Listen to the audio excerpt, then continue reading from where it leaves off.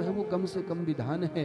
और बताया जाता है कि जब गंगा में डुबकी लगाई जाती है तो नारायण भगवान का जो है वो ध्यान करना चाहिए। क्यों? क्योंकि नारायण भगवान के ही चरण से जो है वो गंगा मैया निकली है, तब ही वो हमारे पापों को जो है वो दूर किया करती है। बोलो सच्चिदानंद भगवान की जय। हम आप लोग भी करते हैं स्नान, और स्नान करने के बाद गंगा जल भी लाते हैं और घर में आकर के कौन सी बोतल में रख देते हैं? बोलो गोविंद भगवान की जय। रखते हैं ना? आ गई याद? घर में आकर के कौन सी बोतल में जो है वो गंगा जल को रख दिया जाता है। अब आप व्यासपीठ से ये कहने की आवश्यकता नहीं है कि कैसी कैसी बोतलों में जो है वो गंगा जल हमें तो देखने को मिलता है। हम तो अनेक घरों में जाकर के जो है वो जब जाते हैं तो वहां पर लोगों के घर में कई प्रकार की मदिरा की बोतलों में जो है वो गंगा जल रखा होता है। बोलो गोविंद भगवान की। अब आप सोचो, गंगा जल जैसी पवित्र चीज यदि ऐसी बोतल में होगी, भला वो क्या ज्ञान प्रदान करेगी और क्या शुद्धता और क्या पवित्रता प्रदान करेंगी। उस गंगा की महिमा को समझना चाहिए। कथा इसलिए ज्ञान देती है। गंगा की महिमा को बताया है महाराज। और भागीरथ के आगे वंश में जो है वो सौदास हुए हैं, सौदास के आगे वंश में जो है वो खटवांग नाम के राजा हुए हैं। खटवांग की कथा हमने दूसरे स्कंद में श्रवण की थी कि इन्होंने अपनी मुक्ति के लिए 2.5 घड़ी में ही जो है वो प्रबंध कर लिया था माँ भगवती का अर्चन करके। और खटवांग ने भगवती को प्राप्त करने के बाद इनके वंश में आगे रघु हुए, और रघु के जो है वो अज हुए, और अज के जो है वो दशरथ जी महाराज हुए हैं। बोलो सच्चिदानंद भगवान की जय। दशरथ जी महाराज आयु में ज्यादा हो गए थे, परंतु उनके घर में जो है वो कोई संतान नहीं थी। मन में ये विचार करते हैं कि अब तो मेरे बाल भी जो है वो सफेद होने लग गए हैं, परंतु मेरे घर में जो है वो अभी तक कोई संतान नहीं हुई। एक दिन वशिष्ठ जी महाराज के पास जाकर के जो है वो प्रणाम किया है, और प्रणाम करने के बाद सारी बात पूछी है कि महाराज मेरे घर में संतान कैसे हो, संतान की लिए कोई विधि बताएं। तो वशिष्ठ जी महाराज ने हिमाचल में एक श्रृंगी नाम के ऋषि हुआ करते थे, उनको बुलाया है कि देखो मैं तो पुत्रेष्टि यज्ञ करने में जो है वो सक्षम नहीं हूँ, परंतु हिमाचल क्षेत्र में जो है वो एक श्रृंगी नाम के ऋषि है, वो तुम्हारे घर में आकर के जो है वो पुत्रेष्टि यज्ञ करेंगे, और कालांतर में तुम्हारे घर में 1 नहीं 2 नहीं 4 पुत्रों की तुम्हें प्राप्ति हो जाएगी। तो महाराज यहाँ पर दशरथ जी महाराज ने जो है बड़ा सुंदर यज्ञ किया है, और यज्ञ में जब यज्ञ पूर्ण हुआ है श्रृंगी ऋषि के द्वारा, तो महाराज चरु लेकर के जो है वो अग्नि देवता प्रकट हुए हैं। उस चरु को जो है वो 3 रानियों को दिया गया है। कहते हैं कि जो कौशल्या के पास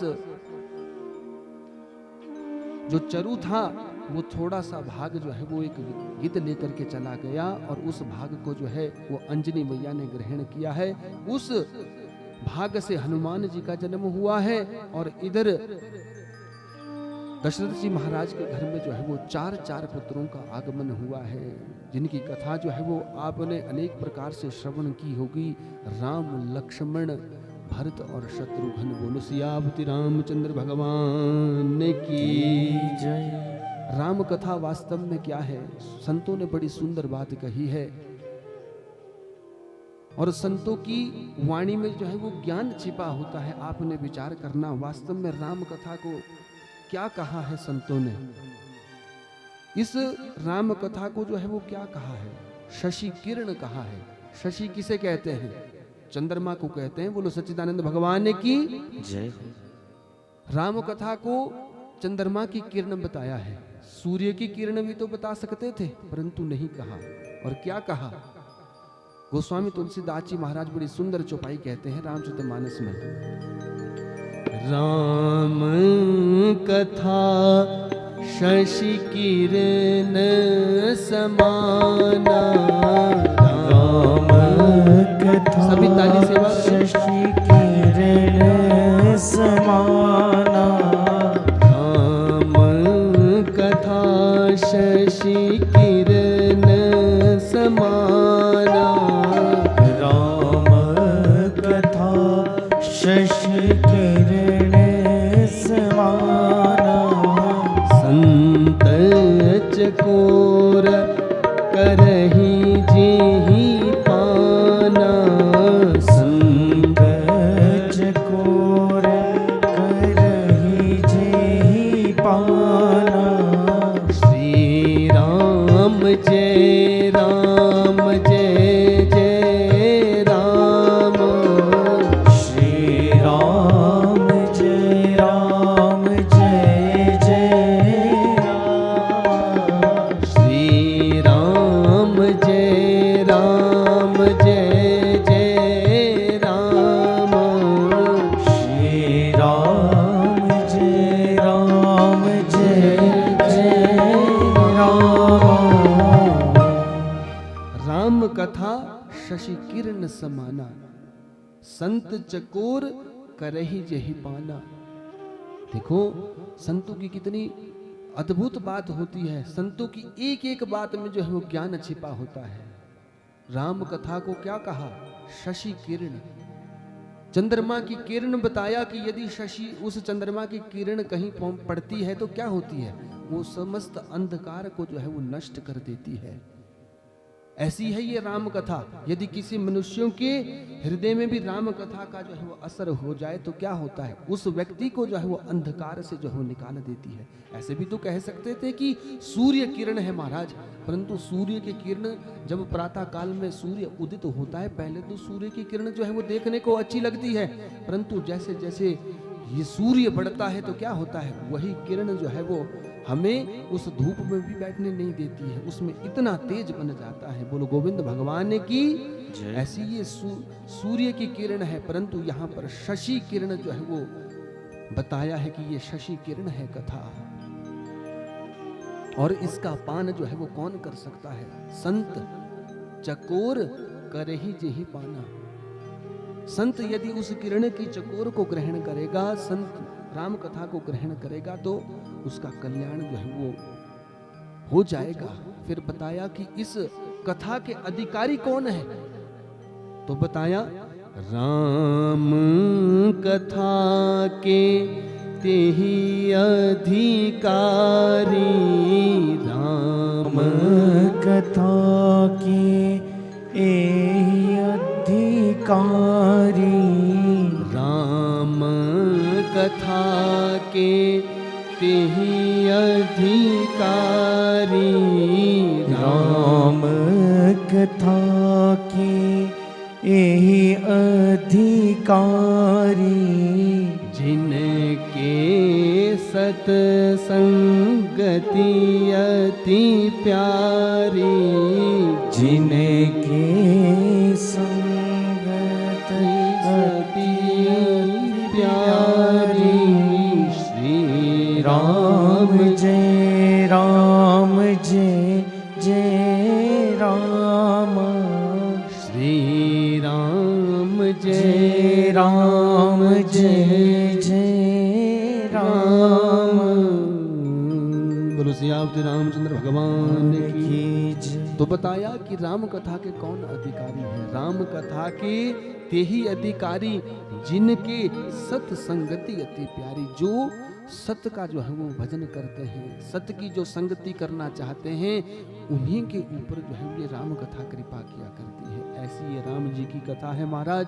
राम जी की कथा को संक्षेप में हम श्रवण करेंगे कि दशरथ जी महाराज के घर में जो है वो चार पुत्र हुए। इनका नामकरण किया गया। नामकरण करने के बाद इनके जात कर्म इत्यादि सारे संस्कार हुए। चैत्र शुक्ल पक्ष की नवमी को इनका प्रादुर्भाव जो है वो दिन के अभिजित मुहूर्त में 12 बजे हुआ था। और कालांतर में ये 4 भाई उत्पन्न हुए और महाराज माता पिता की सेवा करते हुए, माता पिता को सुख पहुंचाते हुए जो है ये बड़े होने लगे। जब बड़े होने लगे तो बताया है कि ये अपने भाइयों के साथ जो है वो राम जी महाराज खेला करते थे, परंतु जब ये राम जी महाराज जो है वो जीतने वाले हुआ करते थे तो क्या होता था? राम जी महाराज जो है वो हार जाया करते थे उन अपने छोटे भाइयों से। क्यों? क्योंकि मन में विचार करते थे राम जी की महाराज यदि ये मुझसे छोटे भाई जो है वो हार गए तो बोला मेरे रहने का भी जो है वो क्या अभिप्राय है। रामो विग्रहवान धर्म। शास्त्र कहता है कि राम जो है वो धर्म की मूर्ति है, धर्म के प्रतीक राम जी महाराज है। यदि मर्यादा अपने घर में किसी ने सीखनी हो तो भगवान राम जी से जो है वो सीखनी चाहिए। कालांतर में ये बड़े हुए, विश्वामित्र जी का आगमन हुआ और आज दशरथ जी महाराज से जो है वो मांगा है आज राम जी महाराज को कि आप राम जी महाराज को मुझे सौंप दें। दशरथ जी महाराज ने कह दिया कि आपके पास एक नहीं 5-5 आपके पास, मेरे पास क्या, मेरे पास आपके ही ये पुत्र है और राम के अलावा 4-4 पुत्र है, इनमें से किसी को ले जाओ, परंतु मैं राम को जो है वो नहीं दे सकता, क्योंकि राम मेरी आत्मा है, राम मेरी आत्मा है। यदि राम को आप दे दोगे तो मेरा जीवन जो है वो मैं जी नहीं सकता हूं। परंतु यहाँ पर विश्वामित्र जी ने अपने प्रयोजन बताए हैं। बोलो गोविंद भगवान की जय। राम जी ने जो है वो प्रयोजन बताया है कि राम जी का प्रयोजन बताया है विश्वामित्र जी महाराज ने कि जाकर के अभी राम जी को जो है वो बहुत सारे कार्य करने हैं। इसी कारण से आज विश्वामित्र के साथ राम और लक्ष्मण दोनों भाई जो है वो चले गए हैं। जब विश्वामित्र ने कह दिया दशरथ जी महाराज से कि जन कल्याण की भावना से जा रहे हैं, ये बहुत से राक्षस जो है वो मेरे यज्ञ में उपद्रव करते हैं, तो आज राम जी महाराज जो है वो जंगल के लिए विश्वामित्र के साथ चले हैं। इन्होंने तारका का उद्धार किया है, अनेक राक्षसों का उद्धार किया है और राक्षसों का उद्धार करने के बाद अब घर की तरफ जैसे ही आने लगे थे तो आज मिथिला से जो है वो संदेश आया है कि मिथिला में जनक जी महाराज जो है वो स्वयंवर का आयोजन कर रहे हैं। उस स्वयंवर में जो है वो सीता का जो है वो विवाह होगा, परंतु विवाह उसी का होगा जो भगवान शंकर के दिए हुए उस धनुष को जो है उठाएगा। ऐसी कथा आती है कि महाराज अब विश्वामित्र के साथ वो राम और लक्ष्मण भी जो है वो चले हैं। काला आगे चलते हुए उन्हें अहिल्या का उद्धार किया है। अहिल्या का उद्धार करने के साथ साथ आज उस अयोध्या में पहुंचे हैं। दशरथ जी महाराज ने उन छोटे छोटे राजकुमारों को देखा, प्रसन्नचित्त हो गए। रहने के लिए जो है वो महल के बाहर सीता का एक बड़ा सुंदर महल था, वहीं पर ठहरने के लिए उन्हें जगह दे दी। सीता को कह दिया कि हमारे कोई अतिथि लोग आए हैं, उनको रहने के लिए तुम जगह खाली कर दो। और महाराज शाम के समय में विश्वामित्र जी ने अपनी संध्या के लिए जो है पुष्प लेने के लिए भेजा है। पुष्प वाटिका में जाकर के सीता को आज राम जी का दर्शन हुआ है, राम जी को सीता मैया का दर्शन हुआ है। दोनों के नैनों का निमेष हुआ है। जैसे ही इनकी आंखें मिली है मानो ये जन्म जन्म के जो है वो बिछड़े थे और परम शक्ति ने आज दर्शन किया है। जैसे ही दर्शन किया, दर्शन करने के बाद आज लक्ष्मण जी महाराज ने ये सोच लिया कि ये आज के बाद जो है वो ये हमारी जो है वो भाभी बनने वाली है। ये परम शक्ति के रूप में जो है वो लक्ष्मण जी महाराज ने दर्शन कर लिया। कथा आती है कि महाराज जैसे ही अगले दिन जो है वो स्वयंवर हुआ तो स्वयंवर में पहले तो अनेक राजकुमारों का आगमन हुआ था। अनेक राजकुमारों ने अपने अपनी बल का जो है वो प्रयोग किया है। बल का प्रयोग करते उन्होंने देखा कि ये इस धनुष को जो है वो कोई नहीं उठा पा रहा है। शाम का समय होने वाला था और महाराज आज जनक जी महाराज ने कह दिया कि मुझे तो ऐसा लगता है कि इस पृथ्वी लोक से जो है वो सारे वीर जो है वो खत्म हो गए हैं। वीर मही में जाना, मही कहते हैं पृथ्वी को। अब ऐसा लगता है कि इस पृथ्वी से जो है वो सारे वीर जो है वो खत्म हो गए। जैसे ये बात लक्ष्मण जी महाराज ने सुनी, तुरंत जो है वो क्रोध में आ गए। राजा किसे कह रहे हो कि ये पृथ्वी जो है वो वीर विहीन हो गई है? अरे तुम मुझे जानते हो कि मैं कौन हूँ? मैं दशरथ का बेटा लक्ष्मण हूँ और ये जो मेरे साथ है ये मेरे बड़े भाई है। यदि मुझे ये एक इशारा करे तो इस पृथ्वी को जो है वो उलट के पलट कर दूं, और तुम कह रहे हो कि वीर खत्म हो गए। जैसे ही क्रोध आया लक्ष्मण जी महाराज को, क्यों? क्योंकि शेषनाग के अवतार थे। आज लक्ष्मण राम जी महाराज ने जो है वो एक सीधी नजर जो है वो लक्ष्मण के ऊपर डाली है। तुरंत जो है वो लक्ष्मण चुप हो गए हैं। मर्यादा थी कि बड़े भाई के सामने कितना बोलना है, क्योंकि राम कथा जो है वो मर्यादा सिखाती है कि हमें अपना आचरण जो है वो कैसा रखना चाहिए। लक्ष्मण जी महाराज चुप हो गए। आज विश्वामित्र ने जो है वो राम जी के बारे में बताया है, और राम जी ने आज उस धनुष को प्रणाम करते हुए जैसे ही उस धनुष में प्रत्यंचा चढ़ाई है तो उस धनुष का जो है वो नाश हो गया है, धनुष 2 टुकड़ों में परिवर्तित हो गया है। और आज राम जी को देख करके जो है वो सीता मैया प्रसन्न हो गई है कि वास्तव में मैं जिन्हें वर्ण करना चाहती थी वही मेरे जो है वो पति बनेंगे। यहाँ पर बताया कि महाराज जैसे ही आज सीता मैया वरमाला जो है वो पहनाने लगी तो आज राम जी महाराज जो है वो हास्य भरी भाव में जो है वो पीछे की तरफ हो गए। आपने देखा होगा ना, विवाह में भी जब विवाह संस्कार होता है तो दूल्हा दुल्हन भी जो है वो हास्य के लिए जो है वो पीछे हो जाया करते हैं कि अभी नहीं मुझे जो है वो वरमाला डाल सकते, परंतु यहाँ पर बहुत सी गोपियां जो है वो उन सीता मैया के साथ बनी थी और वो विचार कर रही है और कह रही है कि देखो यदि इनका ये वर्ण नहीं करेंगे तो फिर किसका वर्ण करेंगे। तो महाराज यहाँ पर संतों ने जो है वो अपनी अध्यात्म दृष्टि बताई है कि महाराज राम जी का एक भाव ये है कि मैं ही केवल इस मिथिला में जो है विवाह करने नहीं आया हूँ, मेरा ही आप आवरण मत कर दे, मेरा ही जो है वो वरमाला डाल करके जो है मुझे ही अपना वरना बना ले, मेरे साथ मेरे और भाई भी है, और यदि आपके घर में कोई और कन्याएं भी है तो मेरे और भाइयों का भी जो है वो संस्कार करवा दे। बोल गोविंद भगवान की। विश्वामित्र ने और भाइयों का भी संस्कार का जो है वो यहाँ पर कार्यक्रम जो है वो बनाया है और उस अयोध्या से जो है वो आज बारात आई है। ऐसा लिखा है महाराज, बड़ी विचित्र बारात थी बिना दूल्हे की, किसी को ये पता नहीं था कि बिना दूल्हे की बारात जा रही है। उस बारात में जो है वो दूल्हा ही नहीं था। आज बारात पहुंची है, बारात का अनन्य भाव से स्वागत किया गया और यहाँ पर इनका विवाह हुआ है।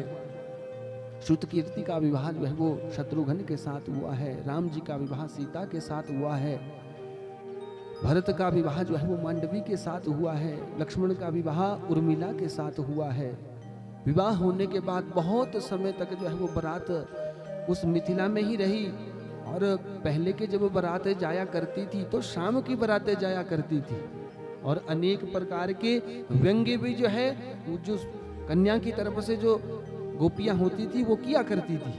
और आज एक गोपी जो है वो बड़ी व्यंग्य भरी भाषा में जो है वो कह रही है कि देखो कैसी बारात आई है, इतने दिन हो गए इनको, पहले ही बुढ़ापे में इनके बेटे हुए और अब ये बारात को ले जाने का ही नाम नहीं ले रहे हैं।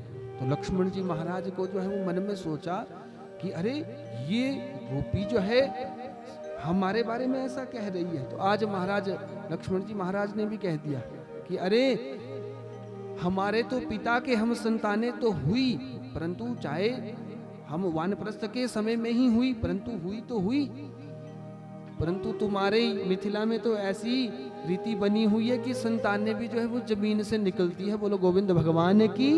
मानो आज उल्हाना दे दिया उस गोपी के लिए कि देखो सीता मैया का जन्म जो है वो कहाँ से हुआ है, उस भूमि से हुआ है। और महाराज आज सब गोपियां जो है वो स्तब्ध रह गई। कालांतर में जो है वो बारात वापस गई है। अयोध्या में अनेक समय तक जो है वो खुशियों का माहौल बना है और खुशियों के माहौल के बाद न जाने कब उस अयोध्या के ऊपर जो है वो ग्रहण लग गया है। और भरत जी महाराज अपने मामा जी के घर जो है वो कश्मीर की तरफ गए थे और इधर राम को जो है वो वनवास हो गया है। राम जी को जब वनवास हुआ तो वनवास को ग्रहण करने के बाद आज राम जी को जो है वो समझाते रहे दशरथ कि मैं तुम्हारे बिना एक पल भी नहीं जी सकता हूँ, परंतु राम जी नहीं माने। राम जी को लगा कि कौन राज्य करेगा और मुझे तो अभी ये इस पृथ्वी लोक पे आकर के जो है वो अनेक कार्य करने हैं। राम जी महाराज वनवास के लिए चले गए। वनवास के लिए जब गए तो पीछे इधर दशरथ जी महाराज ने 6 बार राम कहा है। राम राम कही राम कही, राम राम कही राम। 6 बार राम कहा है और अपने देह का जो है वो त्याग किया है। राम जी महाराज वनवास के लिए जब निकले तो अनेक लोगों के साथ इनकी मित्रता हुई है। केवट ने इन्हें नदी को जो है वो गंगा को पार करवाया है। केवट ने भी याचना की है कि महाराज आप भी जो है वो मेरी कामना को पूर्ण करो। तो कामना को पूर्ण करने की बात जब आई तो आज नदी से पार करवाया है। नदी से पार करवाने के बाद आज उतराई देने की जब बात आई तो राम जी के पास कुछ नहीं है। जीवन में ऐसा भी बहुत बार जो है वो समय आ जाता है कि मनुष्य के पास सब कुछ होते हुए भी कालांतर में जो है वो कई बार ऐसा समय आ जाता है कि कुछ भी नहीं रहता है।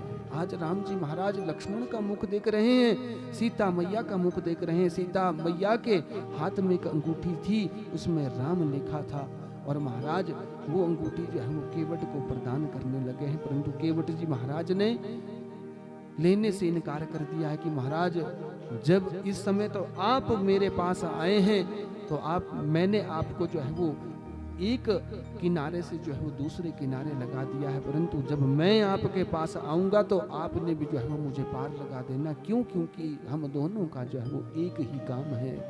भवसागर से आप पार किया करते हो, मैं इस नदी का मल्ला हूं, आप इस भवसागर को पार करने वाले मल्ला है। आपने मेरी मनोकामना को पूर्ण कर देना। ऐसा ये केवट का दिव्य ये राम कथा के प्रसंग है, परंतु हम समास विधि से श्रवण करते हुए आगे प्रवेश करेंगे। केवट का प्रसंग आता है, निषादों से मित्रता हुई है। निषादों के मित्र बनने के बाद चित्रकूट में पहुंचे हैं। भरत जी महाराज को इस बात का पता चला है। भरत जी महाराज का बड़ा सुंदर प्रसंग जो है वो राम कथा में है।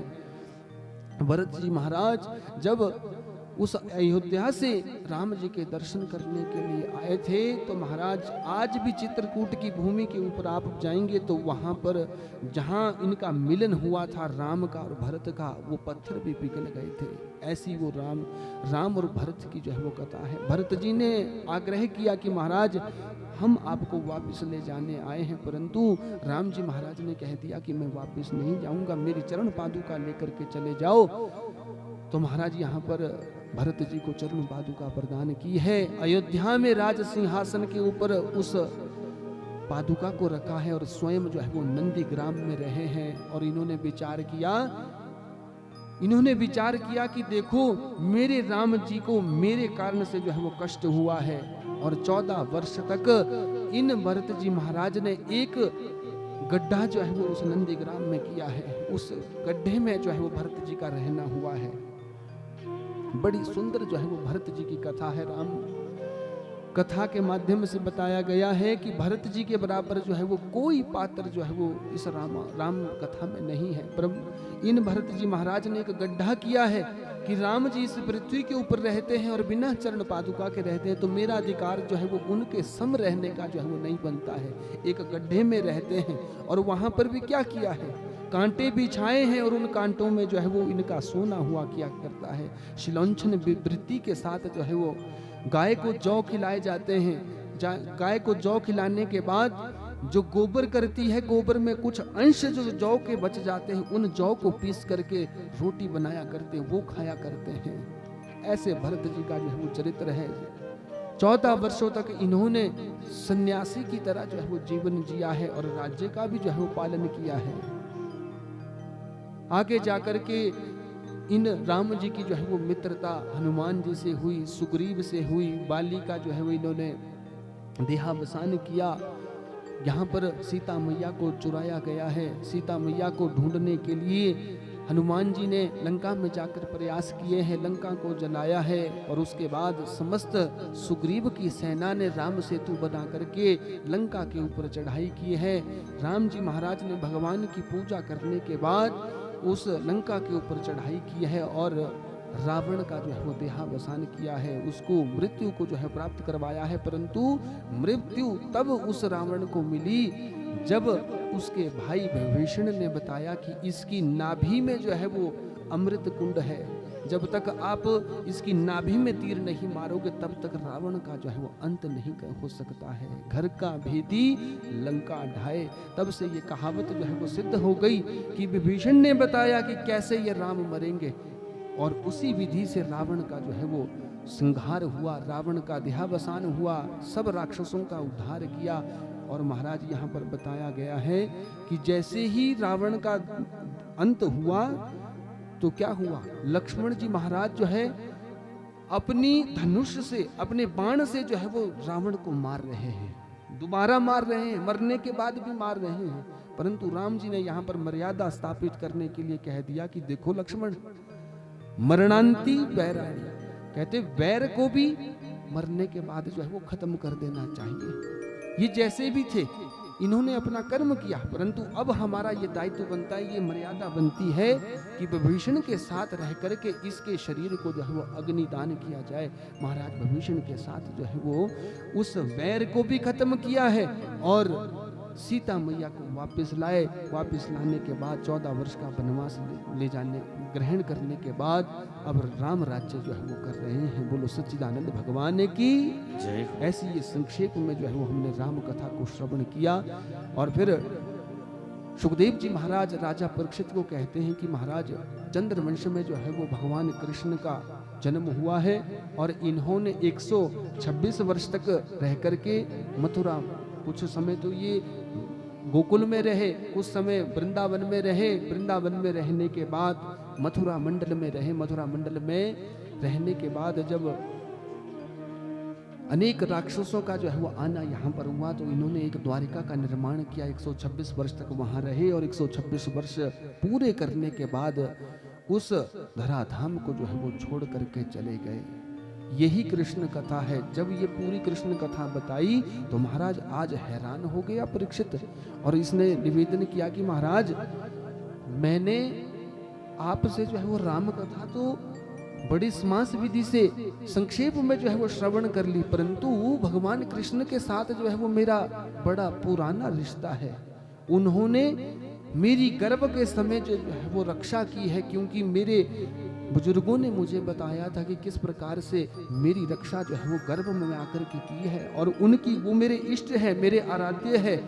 मैं उनकी कथा को विस्तार से श्रवण करना चाहता हूँ। तो यहाँ पर बताया महाराज, यहाँ पर 9 स्कंद जो है वो पूर्ण होता है और 10वां स्कंद जो है वो आरंभ होता है कि महाराज चंद्रवंश में उग्रसेन नामक के जो है वो राजा थे, धर्मनिष्ठ थे।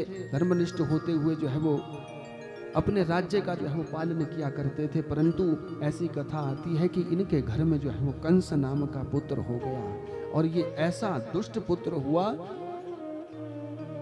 ये ऐसा दुष्ट पुत्र हुआ कि इसके पिता ने जो है वो इसे छोड़ दिया। ब्राह्मणों ने कह दिया था कि देखो ये तुम्हारे राज्य के लिए कल्याणकारी नहीं है, तो इसे नदी में बहा दिया था, परंतु नदी में भी जो है वो इसे पकड़ लिया गया था और इसका पालन पोषण जो है वो कहीं और जगह में हुआ। परंतु कालांतर में इस कंस को जो है उस बात का पता चला कि मेरे पिता ने जो है मुझे नदी में बहा दिया था। आज अपने पिता को ही मार करके जेल में डाल दिया है, और पिता को जेल में डाल देने के बाद अब ये कंस जो है वो राज्य का राज्य करता है, और मन में ये विचार करता है कि समस्त जनता जो है वो मुझसे प्रेम नहीं करती है, केवल मुझसे डरती है, और उनके अंदर डर के अलावा प्रेम भी कैसे हो, उसके लिए मैं कुछ करूं। तो महाराज अपनी मुंह बोली बहन देवकी का जो है विवाह निश्चित किया है कि मैं वसुदेव के साथ जो है उनका विवाह करूंगा,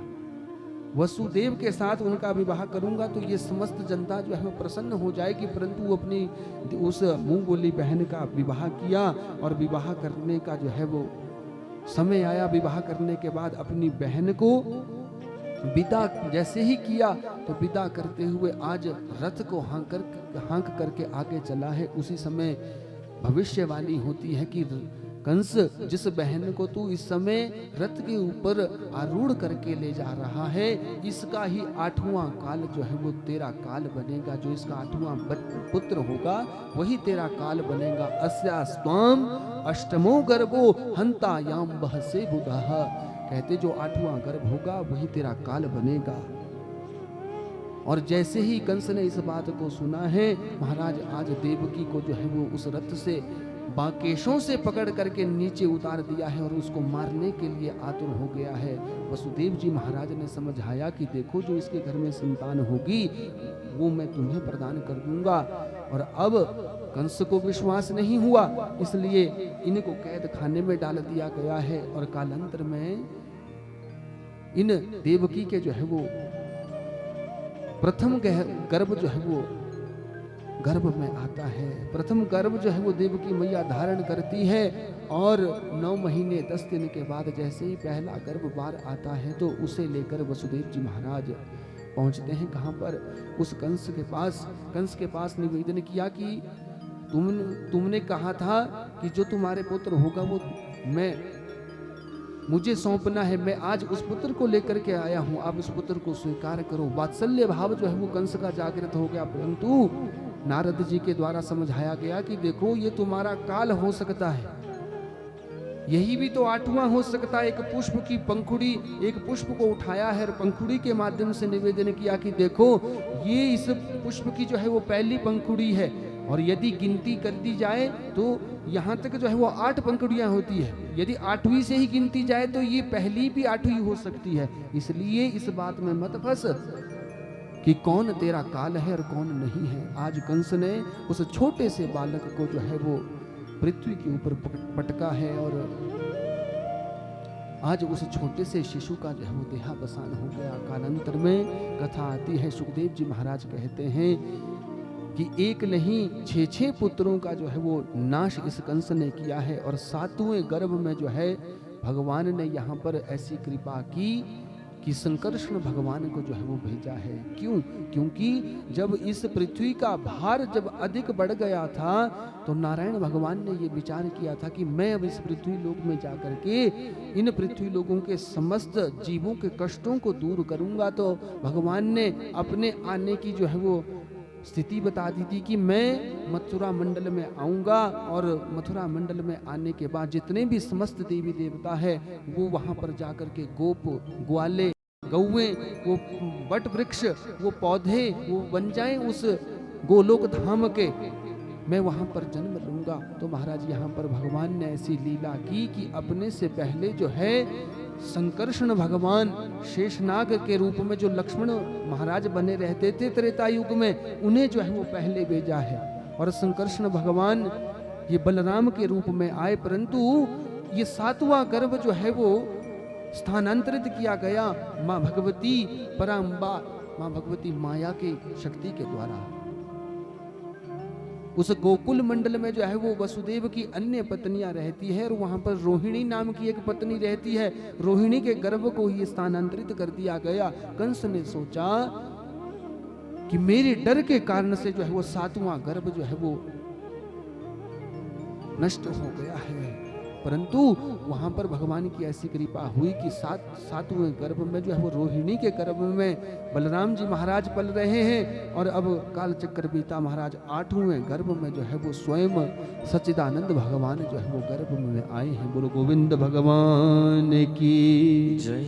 जैसे ही गर्भ में आए महाराज तो देवकी का जो है वो स्वरूप देखने लायक हो गया। अब ये कोई साधारण स्त्री की तरह जो है वो देवकी नहीं लग रही है, इसके शरीर में जो है वो अनन्य प्रकार का जो है वो तेज बना है। आज सब हैरान हो गए कि ऐसी शक्ति इस देवकी में कहां से आ गई, परंतु समय महाराज बीता, जैसे ही 5 महीने बीते, 6 महीने बीते, 7 महीने बीते, और जैसे ही 9 महीने पूरे हुए तो 9 महीने 10 दिन के बाद श्रावण के महीने के बाद भाद्रपद का महीना आया।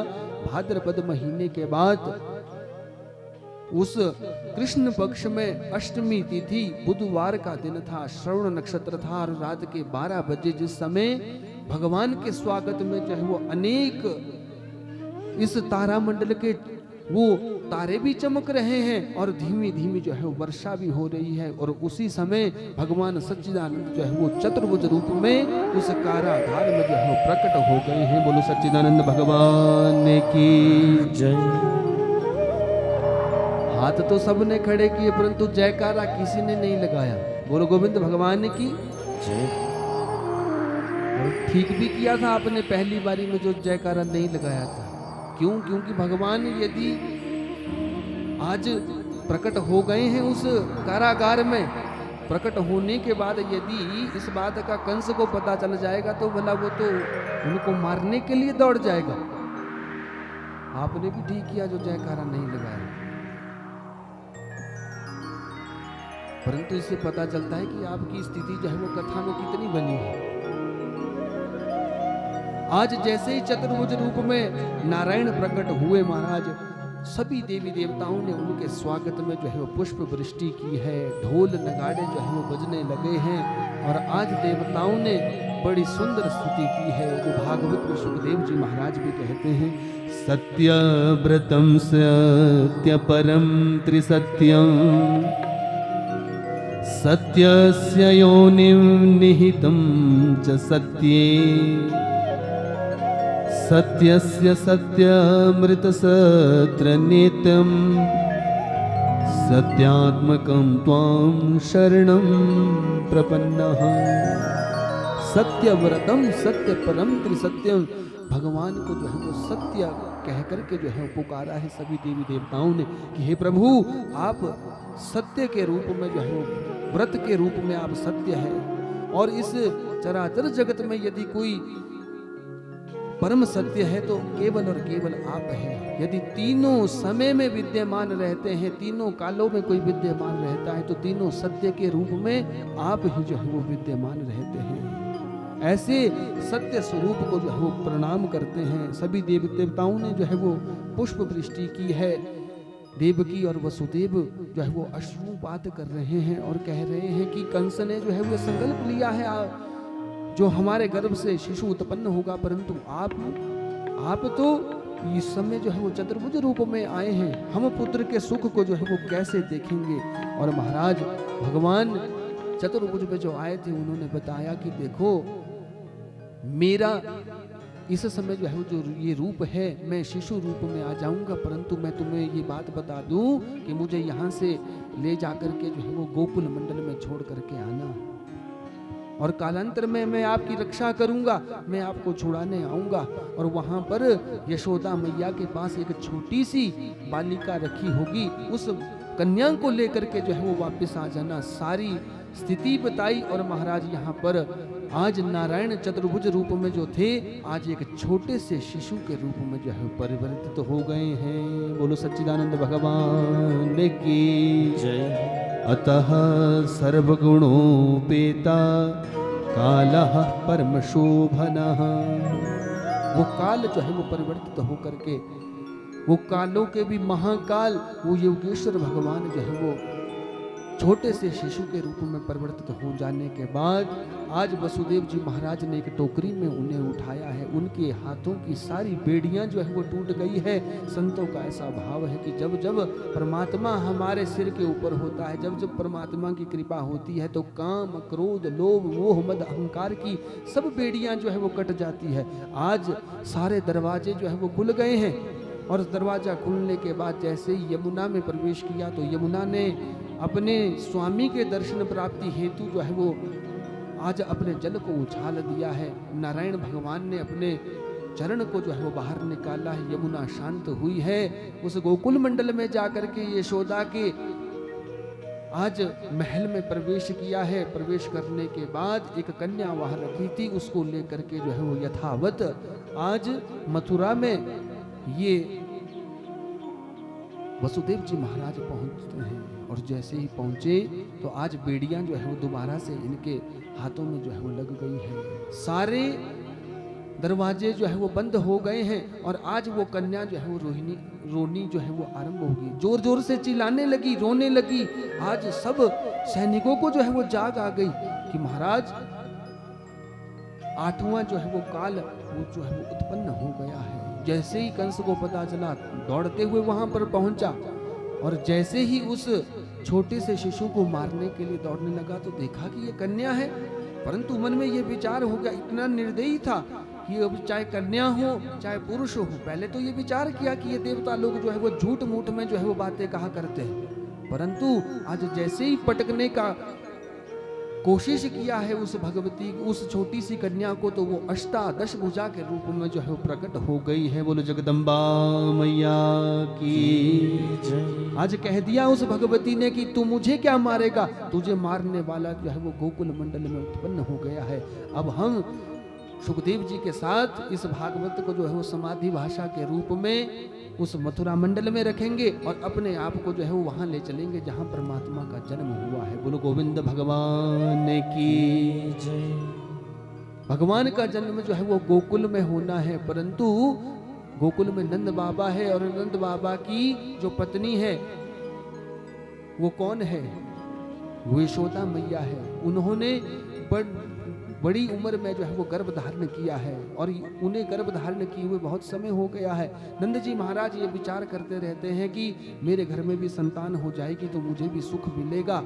सब जितने भी इस गोकुल मंडल के ग्वाल वाले थे सब यही विचार करते हैं महाराज कि इनके घर में शीघ्र अतिशीघ्र जो है वो संतान हो जाए। आज महाराज वो समय आ गया। प्रातः काल में यशोदा मैया जो है वो जागी नहीं है। सबने ये सोचा कि किस कारण से जो है यशोदा मैया सोई हुई है। आज एक ननद जो है वो सुनंदा नाम की ननद जो है वो अंदर गई है। आज जैसे ही यशोदा मैया की चादर को हटा करके देखा है कि वहां पर एक झीनी सी छोटी सी चदरिया में जो है वो छोटा सा बालक जो है वो खेल रहा है। बोलो सच्चिदानंद भगवान की जय। जैसे इस बात का पता सुनंदा को लगा तो आज सीधी जो है वो अपने भैया के पास दौड़ने के लिए पहुंच जाती है कि भैया आपके घर में जो है वो हो गया है। आज नंद जी महाराज के जो है वो सांसें अटकी है कि हमारे घर में क्या हो गया है, कौन सी संतान हो गई है। तो महाराज आज सुनंदा को जो है वो अनेक उपहार भेंट करने के लिए जो है कामना की है। नंद जी महाराज ने तब कहा है कि आपके घर में लाला हो गया है। बोलो सच्चिदानंद भगवान की जय। नंद के लाला की जय। जैसे इस बात का पता चला तो महाराज आज नंद बाबा का जो है वो मन जो है वो प्रसन्नता से जो है आह्लादित हो गया है। सुखदेव जी महाराज कहते हैं कि उन नंद के घर में जो है वो आनंद प्रकट हुआ है। वो परमात्मा जो है वो आनंद का स्वरूप है। वो सच्चिदानंद जो है वो आनंद का स्वरूप है। मैंने पहले दिन भी कथा में निवेदन किया था कि जब जब हमारी भगवान के प्रति प्रीति बढ़ती है तो वो हमारे हृदय में ही आनंद के रूप में जो है वो प्रकट हो जाते हैं। नंद बाबा ने जो है वो दर्शन किया है। आज उस छोटे से बालक का और स्वागत भी किया है और फिर बधाई देने के लिए जो है वो गोप ग्वाले भी पहुंचे हैं। हम भी एक झांकी के माध्यम से उन सच्चिदानंद भगवान का दर्शन करेंगे, परंतु हमारी प्रार्थना रहेगी कि आप सभी लोग जो है वो अपने स्थान में बैठे रहेंगे। क्यों? क्योंकि ये जो कथा यहाँ से हो रही है ये कथा लाइव हो रही है। ये कथा जो आज यहाँ पर रिकॉर्ड की जाती है ये कल हमारे YouTube चैनल पे डी लाइव हो जाती है। तो जो हमारे भैया लोग आए हैं इसे लाइव करने के लिए तो इनके पास भी बहुत बड़ा दायित्व रहता है। तो इन्हें भी जो है वो उस झांकी का दर्शन चित्र लेने दे और आप भी भगवान के भजन के साथ जो है उस झांकी का दर्शन करें। आइए उस झांकी में प्रवेश करते हैं और सभी अपने हृदय से जो है वो भगवान सच्चिदानंद का स्वागत करेंगे। और क्या कहना है? स्वागतम कृष्ण सुस्वागतम कृष्ण स्वागतं कृष्ण शरणागतं कृष्ण स्वागतं कृष्ण सुस्वागतं कृष्ण स्वागतं कृष्ण। सभी ताली सेवा करते हो। स्वागतं कृष्ण स्वागतं सुस्वागतं शरणागतं कृष्ण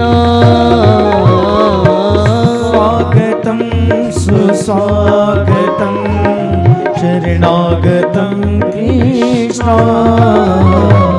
स्वागतं सुस्वागतं शरणागतं कृष्ण स्वागतं सुस्वागतं शरणागतं कृष्ण स्वागतं कृष्ण सुस्वागतं कृष्ण सुस्वागतं बोल नंद के लाला की सच्चिदानंद भगवान की।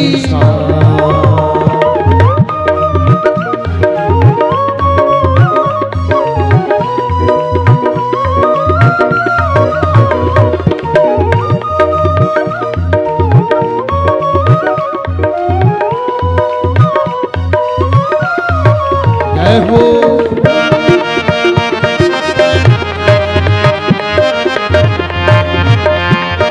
बोल नंद के लाला की।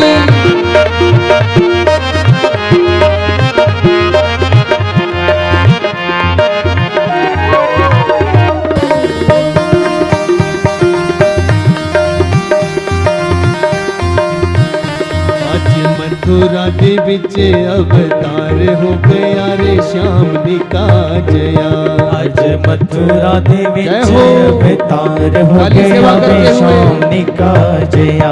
आज मथुरा दे विच अवतार हो गया रे श्याम निका जया। आज मथुरा दे विच अवतार हो गया वे श्याम निका जया। श्याम निका जया रे श्याम छोटा जया। ओ श्याम निका जया वे श्याम छोटा जया। श्याम निका जया रे श्याम छोटा जया। ओ श्याम निका जया वे श्याम छोटा जया।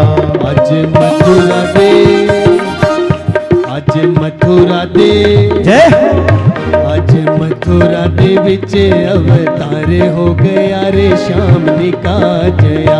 आज मथुरा दे विच अवतार हो गया वे श्याम जय निका हो। जया। बोल नंद के लाला की।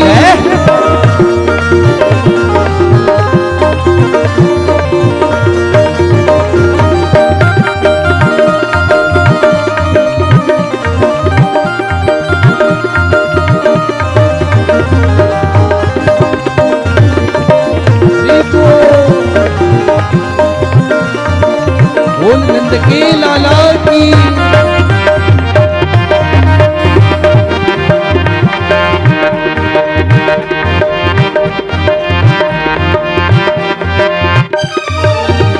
श्याम जमया जे रचया खेलनी ओ खेलनी। श्याम जमया तो रचया खेलनी हाँ खेलनी। टूटी भेड़िया ने खुल गई जेलनी ओ जेलनी। टूटी बेड़िया तो खुल गई जेलनी हाँ जेलनी। आज गोकुल नु, जय हो। आज गोकुल नु,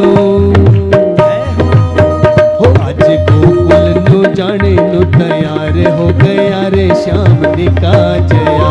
आज गोकुल नु जाने नु तैयार हो गया वे श्याम निका जया। आज मथुरा दे विच अवतार हो गया रे श्याम निका जया। आज मथुरा दे विच अवतार हो गया वे श्याम निका जया। श्याम निका जया रे श्याम छोटा जया।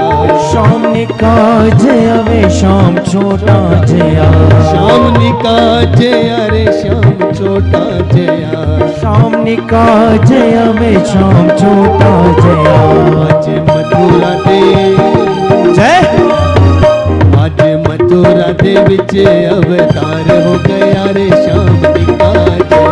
आज मथुरा दे विच अवतार हो गया वे श्याम निका बोल जया। सच्चिदानंद भगवान की।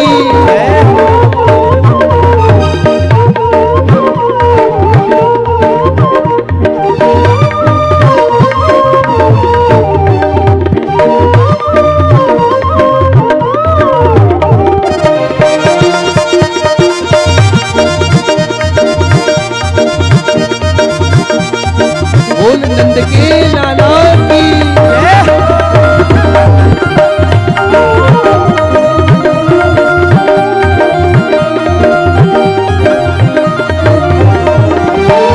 ओ गोरा मुखड़ा ते काले काले बालनी ओहो बालनी।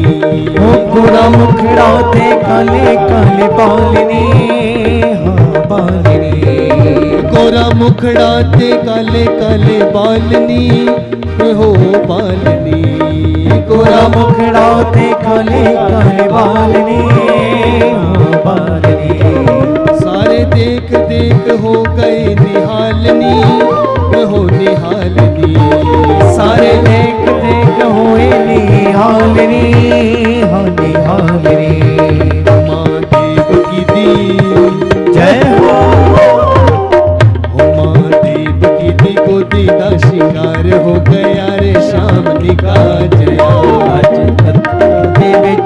अवतार हो गया वे शाम का जया आज मथुरा दे विच अवतार हो गया रे शाम का जया ओ अज मथुरा दे विच अवतार हो गया वे शाम बोल नंद के लाला की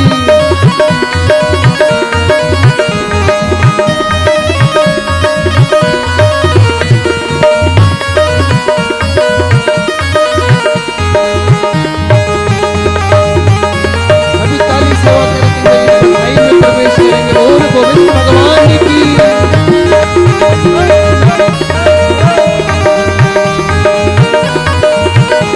आ गया बंसरी वाला मुड़े आ गया बंसरी वाला आ गया बंसरी वाला मुड़े आ गया बंसरी वाला उड़े आ गया बंसरी वाला उड़े आ गया बंसरी वाला मुड़े आ गया बंसरी वाला मुड़े आ गया बंसरी वाला सच्चिदानंद भगवान आ की गया बंसरी वाला मुड़े आ गया बंसरी वाला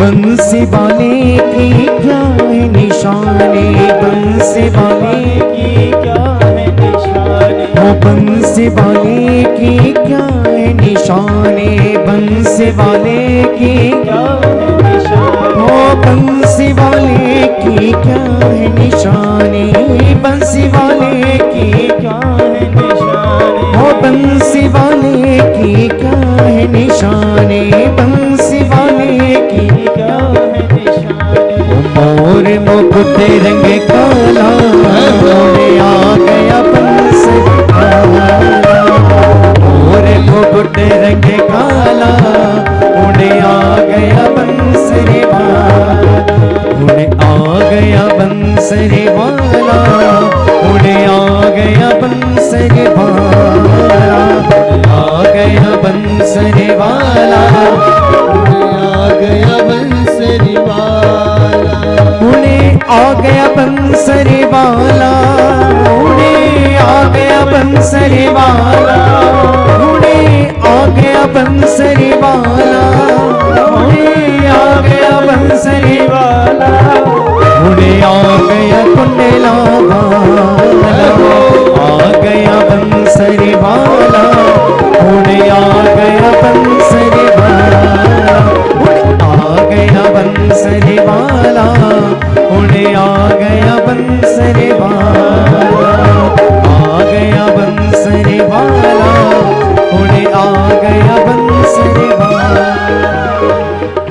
बोल गोविंद भगवान की जय सच्चिदानंद भगवान की